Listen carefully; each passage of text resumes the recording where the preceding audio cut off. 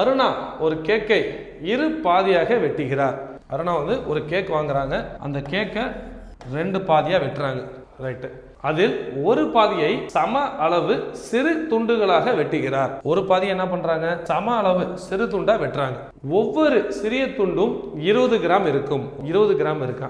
அவரிடம் 7 கேக் துண்டுகள் இருந்தால் முழு கேக்கின் எடை என்னவாக இருக்கும்? நம்ம என்ன இந்த இடத்துல கொஸ்டின்ல மிஸ்டேக் பண்ணுவோம்னா, நம்ம மிஸ்டேக் பண்ணக்கூடிய இடம் என்ன பார்த்தீங்கன்னா, 20 சின்ன துண்டு சொல்லிட்டாங்களா, மொத்தம் 7 துண்டுகள் அப்படின்னு சொல்லிட்டு 20 × 7 பெருக்கி 140 எழுதுவோம். அப்படி இல்லைன்னா ஒரு சைடு 7 துண்டு இருக்கு, ஒரு சைடு 7 துண்டுன்னு சொல்லி இதை இன்ட்டு 7 பெருக்கணும்னா 140, ஒரு சைடு 140, இன்னொரு சைடு 140, 280 அப்படின்னு குறிக்கலாம். அதுவும் தவறு.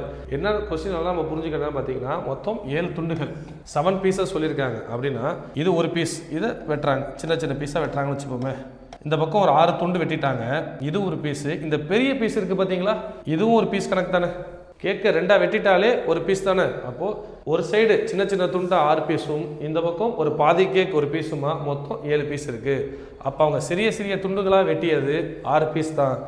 20 × 6 120. இந்த பக்கம் 120, ஒரு பெரிய பக்கமும் 120, ரெண்டையும் கூட்டினோம்னா மொத்தம் 240 கிராம். 107வது கேள்விக்கான விடை ஆப்ஷன் சி 240